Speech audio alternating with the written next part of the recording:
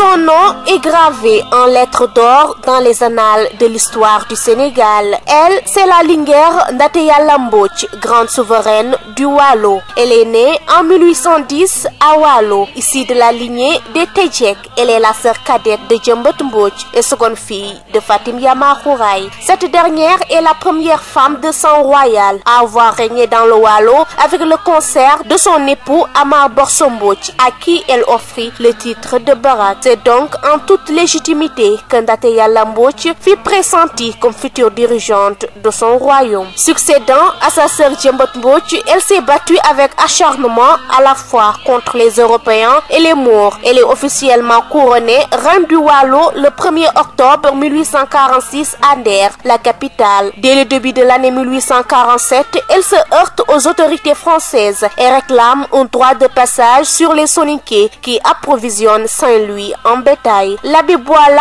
reçut en grande pompe par la reine le 2 septembre 1850, décrit sa demeure dans Esquisse sénégalaise. En février 1855, alors que les colonnes de Faidherbe sont entrées au Waalo avec 15 000 hommes, la Linguère s'adresse ainsi aux principaux dignitaires de son pays. Aujourd'hui, nous sommes envahis par les conquérants. Notre armée est en déroute. Les Tchètlo du Waalo, si vaillants guerriers soient-ils, sont presque tous tombés dans les balles de l'ennemi. L'envahisseur est plus fort que nous, je le sais, mais devrions-nous abandonner le Waalo aux mains des étrangers? Elle n'aura vécu qu'un demi-siècle, une durée suffisante pour bousculer la hiérarchie et marquer de son empreinte l'histoire du Sénégal en s'avérant comme l'une des plus farouches résistances que l'Afrique ait connue. Une école de Saint-Louis porte son nom, de même que l'un des bateaux-taxis mis en service sur l'axe maritime Dakar-Rufisque. C'est elle, Ndaté Yalla Mbodj, l'une des femmes guerrières sénégalaises. Qu'Allah soit satisfait d'elle et l'accueille